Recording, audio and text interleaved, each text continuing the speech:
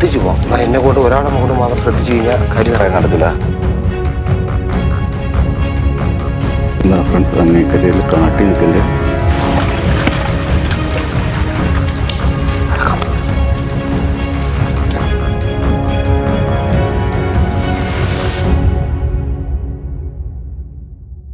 Hi friends, good morning. എല്ലാവർക്കും നല്ലൊരു morning നേരുന്നു. അപ്പോൾ നമ്മൾ നേരം വെളുത്തിട്ടുണ്ട്. നേരം വെളുത്തതിന് ശേഷം നമുക്കിന്നൊരു ട്രെക്കിംഗ് ഉണ്ട്. ഇന്നലെ നമ്മൾ വൈകിട്ട് ഒരു ട്രെക്കിങ്ങിന് പോയായിരുന്നു. ഇന്ന് ഇതുപോലെ തന്നെ രാവിലെ ട്രെക്കിംഗ് ഉണ്ട്. ഏകദേശം ഒരു 20 കിലോമീറ്റർ ഉൾക്കാട്ടിലേക്ക് പോകുന്ന ഒരു ട്രെക്കിംഗ് ആണ്. നമുക്കിവിടെ മൊത്തം 3 ട്രെക്കിംഗാണെന്ന് പറഞ്ഞായിരുന്നു. അതിൽ ഒരെണ്ണം ഇന്നലെ കഴിഞ്ഞായിരുന്നു. നല്ല രീതിയിൽ സൈറ്റിംഗ് കിട്ടിയിട്ടുണ്ട്. അപ്പോൾ ഇന്ന് മോർണിംഗ് നമുക്കൊരു 20 കിലോമീറ്റർ ഉണ്ട്. ഇവിടുത്തെ ഒരു ട്രെക്കിംഗ് വെച്ചിട്ടുണ്ടെങ്കിൽ ടോട്ടൽ ഒരു 39, ഏകദേശം ഒരു 40 കിലോമീറ്ററോളം നമുക്ക് 3 ദിവസമായിട്ട് ട്രെക്ക് ചെയ്യേണ്ടി വരും. അപ്പോൾ നടക്കാനും അതുപോലെ തന്നെ കാട് കാണാനും ഇതുപോലത്തെ സൗന്ദര്യങ്ങളൊക്കെ ആസ്വദിക്കാനൊക്കെ ആഗ്രഹമുള്ളവർക്ക് പറ്റിയൊരു ഓപ്ഷനാണ്. കാരണം നമുക്ക് ഇത്രയും ഉൾക്കാട്ടിലൊക്കെ പോയി നടക്കുന്നൊരു ട്രെക്കിങ് ഇത്രയും ചെറിയ റേറ്റിലും അതുപോലെ തന്നെ 2 ദിവസത്തെ താമസവും ഫുഡും എല്ലായിടക്കുമാണ് ഈ ഒരു പാക്കേജ് വരുന്നത്. ഏകദേശം 10 രൂപയാണ് വരുന്നത്. അത് എമൗണ്ട് വലുതാണെന്ന് വെച്ചാൽ വലുത് തന്നെയാണ്. പക്ഷേ നമ്മുടെ കാട്ടിൽ കയറുന്നതിന് അത്യാവശ്യം എക്സ്പെൻസീവാണ്. അതേപോലെ തന്നെ കാണാവുന്ന കാഴ്ചകളും, അതായത് നമുക്ക് ഈ ഒരു പ്രദേശത്തൊക്കെ നമ്മളായിട്ട് ട്രെക്കിങ്ങിന് പോകുന്ന സമയത്ത് മാത്രമേ അവിടെ കയറാൻ പറ്റുള്ളൂ. അല്ലാതെ മനുഷ്യർക്കൊന്നും അവിടെ പ്രവേശനമില്ല. അപ്പോൾ അത്രയും ടഫായിട്ടുള്ളൊരു കാട്ടിൽ കൂടെയാണ് നമ്മൾ പോകുന്നത്. അതുകൊണ്ട് കാഴ്ചകളും അതിമനോഹരമായിരിക്കും. അപ്പോൾ വരാൻ താല്പര്യമുള്ളവർ വരിക. കുട്ടികൾക്ക് 15 വയസ്സാണ് മിനിമം പറയുന്നത്. അതിൽ താഴെയുള്ള കുട്ടികളെ കൊണ്ട് വരാൻ പറ്റില്ല. എന്തായാലും ഒരു അടിപൊളി എക്സ്പീരിയൻസ് ആയിരുന്നു. നല്ല ബേഡ്സിൻ്റെ ആക്ടിവിറ്റീസൊക്കെ ഉണ്ട്. നല്ല രീതിയിൽ ബേഡ്സിൻ്റെ സൗണ്ടും കാര്യങ്ങളൊക്കെ ഉണ്ട്. അതുകൊണ്ടോ ഇവിടെ വേറൊരു കാഴ്ച കാണിച്ചു തരാം. ഈ ഒരു വലിയ തടിയുടെ മുകളിലാണ് ഇതുപോലെ മ്ലാവിൻ്റെയും മാനിൻ്റെയും അതുപോലെ ആനിമൽസിൻ്റെ ബോൺസൊക്കെ ഇവിടെ കളക്ട് ചെയ്ത് വെച്ചിട്ടുണ്ട്. ഇത് കുറേയൊക്കെ ഇവിടെ കൊഴിച്ച് തന്നെയാണ്. പിന്നെ കടുവയുടെയൊക്കെ കില്ലിങ്ങിൽ വന്നേക്കുന്ന സാധനങ്ങളുണ്ട്. കാരണം ഇതിൽ നമുക്ക് അതിൻ്റെ തലയോടിൻ്റെ ഭാഗങ്ങളൊക്കെ കാണാൻ പറ്റും. അപ്പോൾ ഇവരിത് മറ്റുള്ളവർക്ക് വേണ്ടി കാണാനും കേട്ടുകൂടി വെച്ചേക്കണം കേട്ടോ. അപ്പോൾ എന്തായാലും നമ്മുടെ ഒരു ട്രിപ്പ് അടിപൊളിയായിരുന്നു. അപ്പോൾ ഇന്ന് നമുക്ക് എന്തായാലും ഒരു 20 കിലോമീറ്ററോളം കാട്ടിൽ പോയി നോക്കാം നമുക്ക് എന്തൊക്കെ കിട്ടും എന്നുള്ളത്. അപ്പോൾ നമുക്ക് എന്തെങ്കിലും യാത്ര പോകാം. ഡേ 2 ട്രക്കിംഗ് സ്റ്റാർട്ട് ചെയ്യാൻ പോവാണ്. ലോങ് ട്രക്കിംഗ് ആണ്. നമുക്ക് എന്തും കാണാൻ പറ്റും. ശ്രദ്ധിച്ച് നമുക്ക് സൈലൻ്റ് ആയിട്ട് വരിക. ഓക്കെ. ഏകദേശം ഇന്നത്തെ എത്ര കിലോമീറ്റർ? 20 കിലോമീറ്ററിൽ തന്നെ. ഓക്കെ. അപ്പോൾ നമ്മുടെ ട്രക്കിംഗ് സ്റ്റാർട്ട് ചെയ്തിട്ടുണ്ട്. Total 20 kilometre up and down. കാട്ടിന്ന് പറയരുത് കേട്ടോ.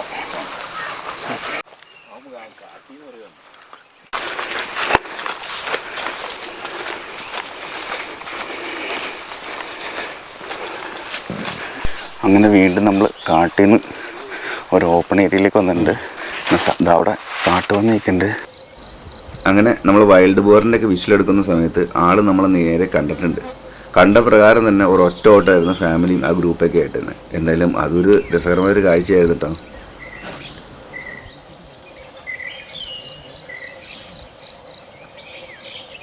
എന്താ പന്നിയൊക്കെ കുത്തിമറിച്ചിട്ടൊക്കെ നല്ല രീതിയിൽ ആനിമൽസ് ഇവിടെ വന്നിട്ട് ഇവിടെ എല്ലാം കുത്തിമറിച്ചിട്ടുണ്ട്. നമ്മൾ റിസർവയറിൻ്റെ സൈഡിൽ കൂടി തന്നെയാണ് പോകുന്നത്.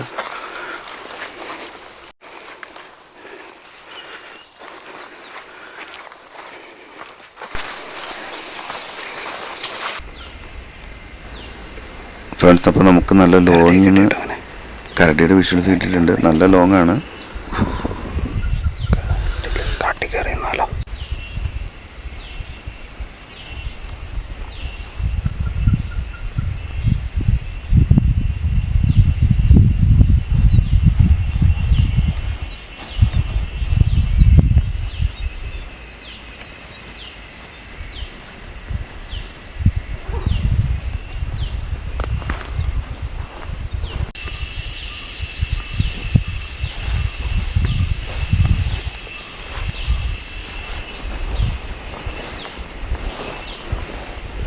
ഈ കാട്ടിൽ നിറച്ച് അട്ടയുണ്ട്. താഴെ കൂടിയൊക്കെ പോകുന്നുണ്ട്. കണ്ടോ സാറേ? പാനി കണ്ട നമ്മൾ ഹീറ്റായിട്ടിരിക്കണുണ്ട്. നല്ല രീതിയിൽ അവരുടെ ശരീരത്തിൻ്റെ എല്ലാ ഭാഗത്തോടും കയറി വരുന്നുണ്ട്. അവിടെ കാട്ട് വെക്കുന്നുണ്ട്.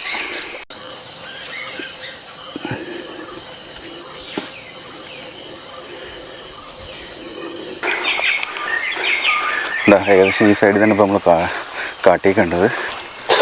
ഇവിടെ നിന്ന് അവർ ഓടിയിട്ടുണ്ട്. നമ്മളതിൻ്റെ വിഷ്വൽസ് എടുത്തിട്ടുണ്ട് കേട്ടോ. 1500 രൂപ 1800 കിലോമീറ്റർ ആണല്ലേ ഇത്? മീല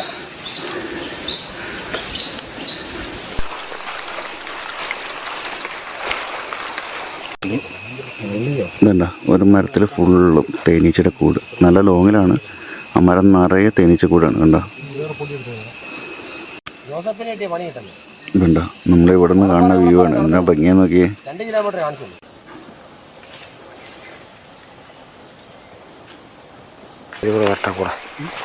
അവരും കൂടെ വരട്ടെ. നമ്മൾ പല സ്ഥലത്തും കടുവയുടെ മാർക്കിംഗ് ഉണ്ടായിരുന്നു. എന്തായാലും നമുക്ക് പോയി നോക്കാം.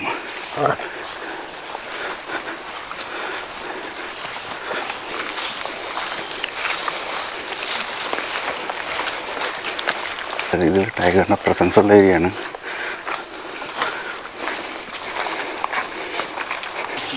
ഇന്നലത്തെ ഇന്നത്തെ ഇത് കണ്ടോ, ഇത് ഫ്രഷാണ്. ഇത് ഫ്രഷാണ്. അപ്പോൾ 2 ഇവൻ വൈകിട്ട് സമയം ഇങ്ങോട്ടും പകൽ സമയം അങ്ങോട്ടുമാണ് ട്രാവൽ ചെയ്യുന്നത്. അപ്പോൾ നമുക്കിത് ശ്രദ്ധിച്ച് പോകാം. എന്നെ കൊണ്ട് ഒരാളെ കൊണ്ട് മാത്രം ശ്രദ്ധിച്ച് കഴിഞ്ഞാൽ കാര്യം നടക്കില്ല. അത് കാരണം നമ്മൾ എല്ലാവരും കൂടെ ശ്രദ്ധിച്ചാൽ ചിലപ്പോൾ നമുക്ക് ഏതെങ്കിലും കിട്ടാം കേട്ടോ.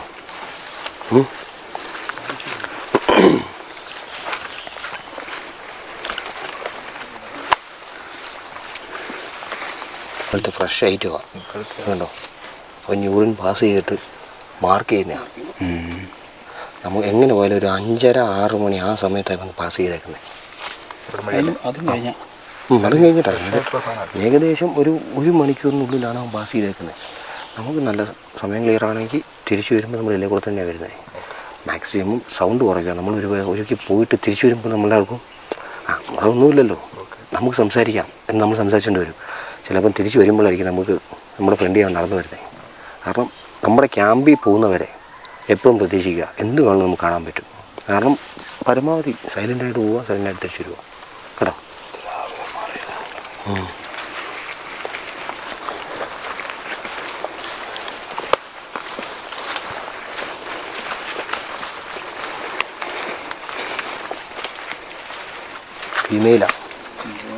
ഫീമെയിലാ പോയേക്കുന്നത്. ഫീമെയിൽ ടൈഗറാണോ? Female tiger.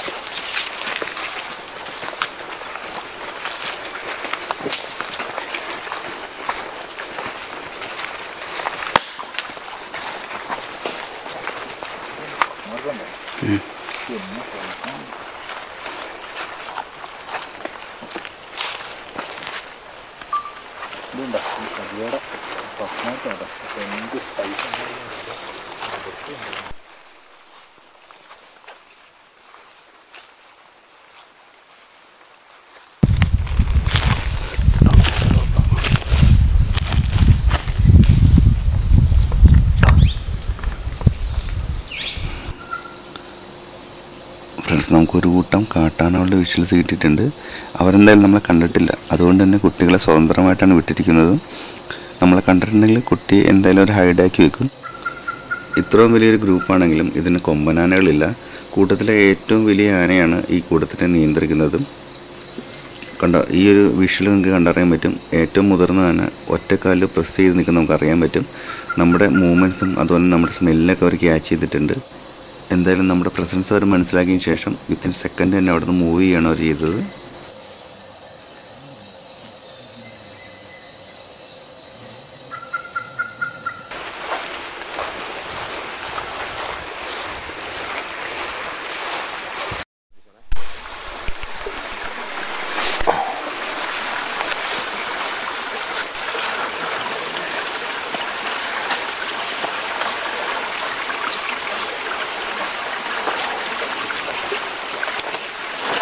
അങ്ങനെ പോയി. കടുവ വേണേ വേറെ വഴി കൂടെ പോട്ടെ.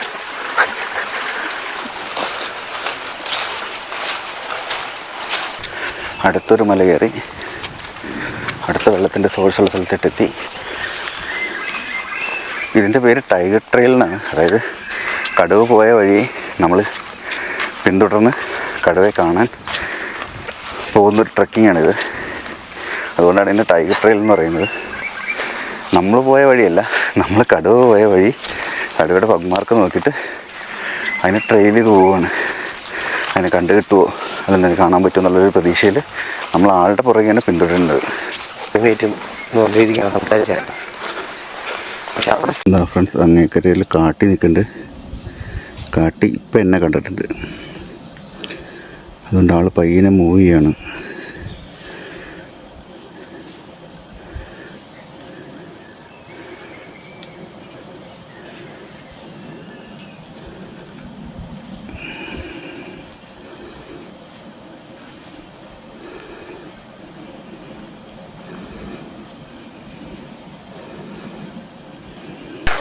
വീണ്ടും നമ്മൾ ഒരു ഓപ്പൺ പ്ലേസിലേക്ക് വന്നിട്ടുണ്ട്.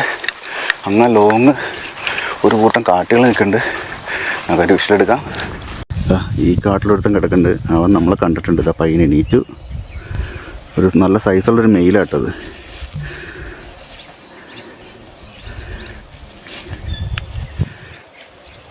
ബാക്കിയുള്ള ഗ്രൂപ്പ് തന്നെ നമ്മളെയൊക്കെ തന്നെ നോക്കിക്കോട്ടെ. അതാ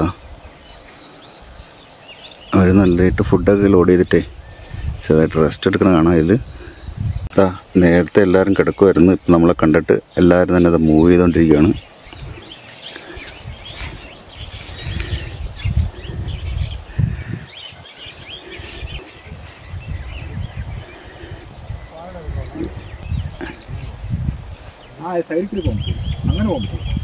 ഫ്രണ്ട്സ്, നമ്മൾ ഈ കാണുന്ന ഭാഗം, ആ ടവറും ഇതൊക്കെ കാണുന്നത് മംഗളാദേവി അമ്പലത്തിൻ്റെ ഒക്കെ ഒരു ഭാഗമാണ്. ഇതാ ഒരു ലൊക്കേഷനൊക്കെ വരുന്നത്.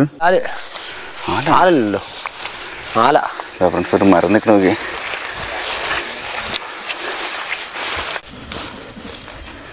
ഒരു മലമുഴയ്ക്ക് വീഴാകുമ്പോൾ ഇപ്പോൾ പറന്നു പോയായിരുന്നു കേട്ടോ. പക്ഷെ നമുക്കെൻ്റെ വീഡിയോ ഷൂട്ട് ചെയ്യാൻ പറ്റിയില്ല, കാടിൻ്റെ ഇടക്കൂടെ ഉണ്ടേ, നമുക്കതിൻ്റെ വിഷ്വൽസ് കിട്ടിയില്ല. നമ്മളിതാ കുറച്ച് ബിസ്ക്കറ്റും കുറച്ച് ഫ്രൂട്ട്സൊക്കെ ആയിട്ട് ഇങ്ങനെ ഇരിക്കുകയാണ്. ഈ സ്ഥലത്തിൻ്റെ പേരിനായിട്ട് പൂവരിശ്. നമ്മൾ അവിടെ നിന്ന് ഇവിടം വരെ എത്ര കിലോമീറ്റർ ഉണ്ട് ഇപ്പം? ഏകദേശം ഇപ്പോൾ നമ്മളൊരു 8-9 കിലോമീറ്റർ അടുത്ത് കവർ ചെയ്തിട്ടുണ്ടല്ലേ. എങ്ങനെ വേണം നമ്മൾ ഒരു 8 കിലോമീറ്റർ മേളിൽ നടന്നിട്ടുണ്ട്. പിന്നല്ലാതെ കാന മേലൊരിച്ച് പോയിട്ടുണ്ട്.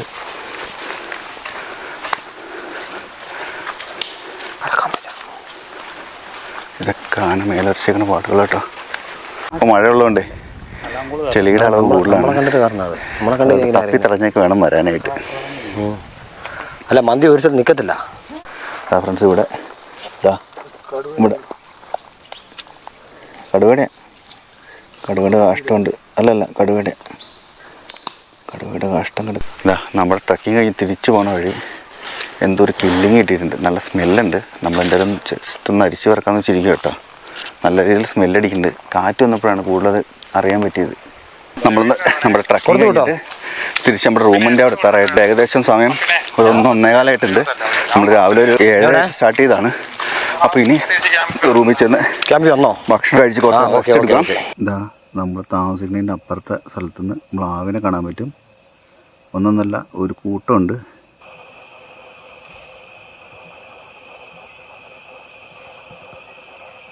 എന്തായാലും നമ്മൾ 20 കിലോമീറ്റർ കടന്നിട്ട് നമുക്ക് അധികം മാനിനെ മ്ലാവിനൊന്നും അധികം കിട്ടിയിട്ടില്ല. ഇവിടെ മാനിനെ കിട്ടുന്നത് വളരെ റെയറാണ്, മ്ലാവാണ് ഏറ്റവും കൂടുതൽ. എന്തായാലും നമുക്ക് ഭക്ഷണം കഴിച്ചിട്ടൊന്ന് ഫ്രഷ് ആയിട്ട് വരാം. അപ്പം മ്ലാവുകളൊക്കെ അവിടെ നിൽക്കട്ടെ, നേരെ ഭക്ഷണം കഴിച്ചിട്ട് വരാം. അങ്ങനെ നമ്മൾ ഫുഡ് കഴിക്കുന്ന സമയത്ത് മ്ലാവിൻ്റെ ചെറിയ കോളിംഗ് ഉണ്ടായിരുന്നു.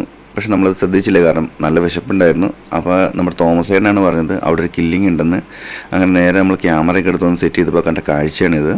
വൈൽഡ് ഡോഗ്സ് ഒരു മ്ലാവിനെ കില്ല് ചെയ്തിട്ടുണ്ട്. ആവശ്യമാണ് നമുക്ക് കിട്ടിയിരിക്കുന്നത്. ട്രൈപോഡും കാര്യങ്ങളില്ലാതാണ് ഈ വീഡിയോ ഷൂട്ട് ചെയ്തേക്കുന്നത്, അതുകൊണ്ട് ഷെയ്ക്കും കാര്യങ്ങളൊക്കെ ഉണ്ടാകും, എല്ലാവരും ക്ഷമിക്കണം. പിന്നെ നമ്മൾ ഈ കാണുന്ന വീഡിയോസ് നമുക്ക് ഭയങ്കരമായിട്ടൊരു ബുദ്ധിമുട്ടുണ്ടാകും. പക്ഷേ ഇതൊരു കാടിൻ്റെ നിയമമാണ്. വൈൽഡ് ഡോഗ്സ് ഇങ്ങനെ ചെയ്യാനുള്ള കാരണം അവർ 15 പേരോളം അടങ്ങുന്നൊരു ഗ്രൂപ്പാണ് ഇതിലുള്ളത്. അതുകൊണ്ട് തന്നെ പിടിക്കുന്ന ഇരയെ മാക്സിമം അപ്പം തന്നെ കടിച്ചു പറിച്ച് തിന്നാറാണ് പതിവ്. എന്തായാലും നമുക്ക് ഈ ഒരു മ്ലാവിൻ്റെ മരണപ്പെട്ട വിഷലാണ് കിട്ടിയത്. എന്തായാലും ലൈവായിട്ട് തന്നെ ഇതിനവിടെ കൊന്നിട്ടുണ്ട് അവർ. ഇങ്ങനെ ചെയ്യാനുള്ള മെയിൻ കാരണം അവരെക്കാളും വലിയൊരു ജീവിയാണ് മ്ലാവ്. അപ്പോൾ ആ മ്ലാവിനെ പിടിച്ചു നിർത്താനുള്ള ആരോഗ്യം ഇവർക്കില്ല. അപ്പോൾ ഇവർ മാക്സിമം ടോർച്ചർ ചെയ്ത് അതിൻ്റെ കിട്ടുന്ന പാർട്സൊക്കെ കടിച്ചു പറിച്ച് തിന്നാറാണ് പതിവ്. കാര്യം കില്ലിങ് നടന്ന നമ്മുടെ പുഴയുടെ അപ്പുറമാണെങ്കിൽ പോലും അവർ നല്ല രീതിയിൽ നമ്മളെ വീക്ഷിക്കുന്നതിൽ കാണാൻ പറ്റും. ഇതിൽ പ്രഗ്നൻസി സമയത്തുള്ള ഫീമെയിലുകൾക്കാണെന്നുണ്ടെങ്കിൽ മെയിലുകൾ ഭക്ഷണം ചവച്ച് വിഴുങ്ങിയതിന് ശേഷം അവരുടെ ഗ്രൂപ്പിൽ ചെന്നിട്ട് അവർക്കത് കക്കി കൊടുക്കാറാണ് സാധാരണ ഇതിൽ പതിവ്. ഈ കക്കി കൊടുക്കുക എന്ന് വെച്ചിട്ടുണ്ടെങ്കിൽ നമ്മുടെ നാട്ടിൽ പറയുന്നൊരു വേർഡാണ്. ശരിക്കും അതിനെ ഒമിറ്റ് ചെയ്ത് കൊടുക്കുക എന്ന് തന്നെയാണ് അതിൻ്റെ അർത്ഥം. നിങ്ങൾക്കൊന്നും കൂടി മനസ്സിലാവാനാണ് ഞാൻ രണ്ടാമത് പറഞ്ഞത്. ഏകദേശം 90 സെൻറ്റിമീറ്ററാണ് ഇവർ ശരീരത്തിൻ്റെ നീളം വരുന്നത്. ശരീരഭാരം വരുന്നത് 12 മുതൽ 18 വരെയാണ്. വൈൽഡ് ഡോഗ്സ് ഇങ്ങനെ ക്രൂരമായിട്ട് കൊല്ലാനുള്ള മെയിൻ കാരണം വെച്ചിട്ടുണ്ടെങ്കിൽ ഇപ്പോൾ അവരുടെ ശരീരഭാരത്തിനേക്കാളും ഇരട്ടിയുണ്ട് ഈ ഒരു സാമ്പാടിയറിൻ്റെ ശരീരഭാഗം. പിന്നെ ഇതിനെ കഴുത്തിന് പിടിച്ച് ശ്വാസം മുട്ടിച്ച് കൊല്ലാനുള്ള പല്ലുകളില്ല. നമ്മുടെ സിംഹത്തിനാണെങ്കിലും കടുവക്കാണെങ്കിലും ലെപ്പേഡിൻ്റെയൊക്കെ വലിയ കോമ്പല്ലുകളുണ്ട്. അവയെ ഉപയോഗിച്ചിട്ടാണ് കൂടുതലും വലിയ ആനിമൽസിനെ ശ്വാസം മുട്ടിച്ച് കൊല്ലുന്നത്. ഇവർക്ക് അങ്ങനെ ശ്വാസം മുട്ടിച്ച് കൊല്ലാനുള്ള ടീത്തുകളും ഇല്ല, അതുപോലെ തന്നെ അത്ര സ്ട്രെങ്ത്തും ഇല്ല. അതുകൊണ്ട് ഇവർ ചെയ്യുന്നത് വെച്ചിട്ടുണ്ടെങ്കിൽ മാക്സിമം ഇരയെ ഓടിച്ചിട്ട് ആക്രമിക്കും. ഇവർ വലിയൊരു ഗ്രൂപ്പായതുകൊണ്ട് തന്നെ മാക്സിമം ഇരയിട്ട് ഓടിച്ച് ആ ഇര കിതച്ചതിന് ശേഷം അവരുടെ സ്വയരക്ഷയ്ക്ക് വേണ്ടി ഒന്നില്ലെങ്കിൽ വെള്ളത്തിലോ അല്ലെങ്കിൽ സ്വയം ഇവർക്ക് കീഴടങ്ങാറാണ് പതിവ്. അങ്ങനെ ചെയ്യുമ്പോൾ തന്നെ ഇവർ അതിൻ്റെ കണ്ണ് അങ്ങനെയുള്ള ഭാഗങ്ങളൊക്കെ ആദ്യം കടിച്ചു പറിച്ച് തിന്നും. അപ്പോൾ ഓടാനുള്ളതോ അല്ലെങ്കിൽ ദിക്കൊന്നും അറിയാൻ പറ്റില്ല. വീണ്ടും അതിൻ്റെ മസിൽസിനൊക്കെ കടിച്ച് അവരെ ടോർച്ചർ ചെയ്തിട്ടാണ് സാധാരണ കൊല്ലുന്നത്. അങ്ങനെ ചെയ്യാനുള്ള കാരണം ഇവർക്ക് പിടിച്ചു നിർത്താനുള്ള ആരോഗ്യവും അതിനുള്ള പല്ലുകളുമില്ല. നമ്മുടെ വൈൽഡ് ഡോഗിൻ്റെ ബൈറ്റിംഗ് ഫോഴ്സ് വരുന്നത് 250 മുതൽ 300 PSI ആണ്. ഈ PSI എന്ന് പറയുന്നത് പൗണ്ട് പെർ സ്ക്വയർ ഇഞ്ച് എന്നാണ് അർത്ഥമാക്കുന്നത്. എല്ലിൽ നിന്നും എത്ര ഹാർഡായിട്ടുള്ള മാംസം വേർതിരിച്ച് കഴിക്കാവുന്ന രീതിയിലാണ് ഇവരുടെ പല്ലിൻ്റെ ഘടന വന്നിരിക്കുന്നത്. തരം കിട്ടിയാൽ ഇവർക്ക് മനുഷ്യനെ ആക്രമിക്കാനും പേടിയില്ല. അതുകൊണ്ട് കാട്ടിലെ യഥാർത്ഥ ഒരു വേട്ടക്കാർ തന്നെയാണ് നമ്മുടെ ഈ വൈൽഡ് ഡോഗ്സ്. ഒറ്റയിരിപ്പിന് തന്നെ ഏകദേശം 4 കിലോളം മാംസം ഭക്ഷിക്കാറുണ്ട്. അതുപോലെ തന്നെ വലിയ ഒരു ഓട്ടത്തിന് ശേഷമായിരിക്കും ഇവർ ഇരയെ പിടിക്കുന്നതും. അതുകൊണ്ട് തന്നെ ഇവരുടെ വിശപ്പിൻ്റെയും ദാഹത്തിൻ്റെയും അളവ് കൂടുതലായിരിക്കും. പിന്നെ പിടിക്കുന്ന ഇരയുടെ കുടൽ ഭാഗങ്ങളൊക്കെ ഇവർ കൂടുതലും കഴിക്കാറില്ല, അത് ഒഴിവാക്കാറാണ് പതിവുള്ളത്. എന്തായാലും ഈ ഒരു വിഷ്വൽ കാണുമ്പോൾ തന്നെ പലവർക്കും ഒരു ബുദ്ധിമുട്ടായിട്ട് തോന്നാറുണ്ട്. പക്ഷെ അങ്ങനെ വിചാരിച്ചിട്ട് കാര്യമില്ല. കാരണം അവർക്ക് ഭക്ഷണം കഴിക്കണമെങ്കിൽ ഇങ്ങനെ മാത്രമേ അവർക്ക് ചെയ്യാൻ കഴിയുള്ളൂ എന്ന് മാത്രം വിചാരിക്കുക. അതുപോലെ തന്നെ നമ്മുടെ ഈ ഒരു യാത്രയിൽ നമുക്കും ഇതൊരു ഫസ്റ്റ് എക്സ്പീരിയൻസ് ആയിരുന്നു. കാരണം കൺമുന്നിൽ വെച്ച് തന്നെയാണ് ഈ ഒരു കില്ലിങ് കിട്ടിയതും അത് കാണാൻ സാധിച്ചതും. നിങ്ങൾക്കും ഇതുപോലുള്ള സഫാരീസും ട്രക്കിങ്ങൊക്കെ വരാൻ താല്പര്യമുണ്ടെന്നുണ്ടെങ്കിൽ നമുക്ക് ഇവരുടെ വെബ്സൈറ്റിൽ കയറി നമുക്ക് ബുക്ക് ചെയ്യാവുന്നതാണ്. ഇവിടെ സഫാരി ഇല്ല, ട്രക്കിങ്ങേ ഉള്ളൂ. അതുപോലെ തന്നെ ബോട്ടിംഗ് ഉണ്ട്. നമുക്ക് ബോട്ടിങ് വന്നാലും ഇതുപോലത്തെ ചില കാഴ്ചകളൊക്കെ ഇടയ്ക്ക് കിട്ടാറുണ്ട്. 1-2 പ്രാവശ്യം ബോട്ടിങ്ങിന് വന്നവർക്കും ടൈഗർ സൈറ്റിംഗ് കിട്ടിയിട്ടുണ്ട്. അപ്പോൾ നമുക്ക് ബോട്ടിങ് വരാനാണെങ്കിൽ കുട്ടികളുടെ പ്രായം ഒന്നൊരു പ്രശ്നമല്ല. നമുക്ക് വലിയ ആൾക്കാർക്ക് വരണമെന്നുണ്ടെങ്കിൽ ട്രക്കിങ്ങിന് വരണമെന്നുണ്ടെങ്കിൽ ഏജ് ഒരു പ്രശ്നം തന്നെയാണ്. അപ്പോൾ അതെല്ലാവരും ശ്രദ്ധിക്കുക. അപ്പോൾ എന്തായാലും ട്രാവൽ റിലേറ്റഡ് ആയിട്ടുള്ള ഒരുപാട് വീഡിയോസും വിഷ്വൽസും നമ്മുടെ ചാനലിലുണ്ട്. കാണാത്തവരുണ്ടെങ്കിൽ കണ്ട് നമ്മൾ മാക്സിമം സപ്പോർട്ട് ചെയ്യുക. വീഡിയോ ഇഷ്ടപ്പെടുകയാണെങ്കിൽ ലൈക്ക് ചെയ്യുക, ഷെയർ ചെയ്യുക. നിങ്ങളുടെ വിലയേറെ എല്ലാ നിർദ്ദേശങ്ങളും കമൻസ് ആയിട്ട് അയക്കുക. നമ്മൾ ഇന്നലെ വന്നതിൻ്റെ ആഫ്റ്റർനൂൺ സഫാരിക്ക് പോയ സെയിം റൂട്ടിൽ തന്നെയാണ് ഈ ഒരു കില്ലിങ് കിട്ടിയിരിക്കുന്നത്. അതുകൊണ്ട് തന്നെ വീഡിയോയ്ക്ക് ഇച്ചിരി ലെങ്ത്ത് കൂടുതലുണ്ട്. കാരണം നമുക്ക് അതിൻ്റെ പ്രധാനപ്പെട്ട ഭാഗങ്ങളെല്ലാം ആഡ് ചെയ്യേണ്ടി വന്നുകൊണ്ടാണ് കുറച്ച് ലെങ്ത്ത് വന്നത്. എന്തായാലും അവർ പിടിച്ച് ഇരേനെ അവർ പൂർണ്ണമായിട്ട് നിന്ന് നിർത്തിട്ടേ ഇവിടുന്ന് പോകാറുള്ളൂ. അതാണ് അവരൊരു പതിവും. കാരണം ഇവർ ഭക്ഷണം അങ്ങനെ മാറ്റി വെക്കാറോ അല്ലെന്നുണ്ടെങ്കിൽ സൂക്ഷിച്ച് വെക്കാറോ ഇല്ല, കഴിച്ച് തീർക്കാറാണ് പതിവ്. അപ്പോൾ നമുക്ക് ഉച്ചയായിട്ട് വേറെ സഫാരിയും കാര്യങ്ങളൊക്കെ ഉള്ളതുകൊണ്ട് നമുക്ക് റെഡി ആവേണ്ട കാര്യങ്ങളുണ്ട്. അതുകൊണ്ട് നമ്മൾ പയ്യനെ ഈ ഒരു വീഡിയോ ഇവിടെ നിർത്തിയിട്ട് റെഡി ആവാൻ പോവുകയാണ്.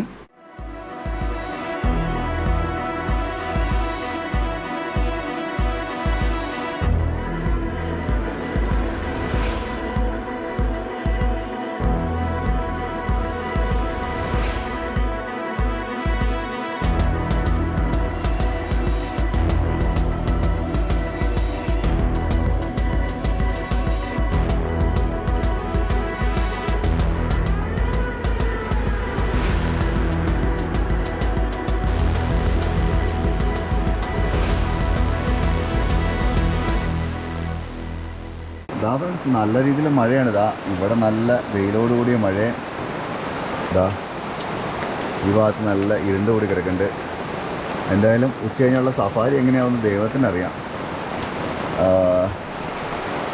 ഞാൻ റെഡിയായിട്ടൊക്കെ ഇരിക്കുന്നുണ്ട്. പക്ഷേ ഉച്ച കഴിഞ്ഞുള്ള സഫാരി എങ്ങനെയാണെന്ന് ദൈവത്തിനെ അറിയുള്ളൂ. കാരണം ഈ മഴ മാറുമില്ലെന്ന് നോക്കിയിട്ട് വേണം. അങ്ങനെ ആ മഴയ്ക്ക് വലിയ മാറ്റമൊന്നുമില്ല. ആ മഴ അങ്ങനെ നിന്ന് പെയ്ത് ഈവനിങ് നമ്മുടെ ഉള്ളൊരു സഫാരി ഈ മഴയത്ത് ഒന്ന് മുങ്ങി.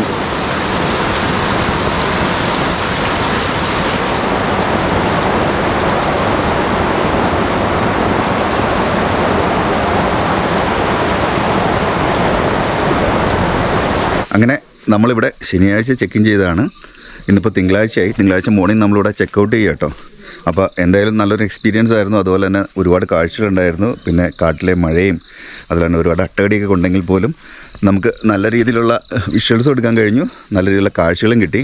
കണ്ടോ മോർണിംഗ് ഇവിടെ നിന്ന് അപ്പോൾ യാത്ര പറഞ്ഞ് നമ്മൾ റിട്ടേൺ പോവുകയാണെങ്കിലേ അത്യാവശ്യം ചെറിയൊരു വേദനയുണ്ട്. ഇവിടുന്ന് പോകുമ്പോൾ വീട്ടിൽ പോയേ പറ്റുള്ളൂ. എന്നാലും ഈ സ്ഥലത്തിൻ്റെ ഭംഗിയും ഈ ഒരു കാടിൻ്റെ ആംബിയൻസൊക്കെ നമ്മൾ അത്രത്തോളം ആകർഷിച്ചിട്ടുണ്ട്. അതുകൊണ്ട് കേട്ടോ.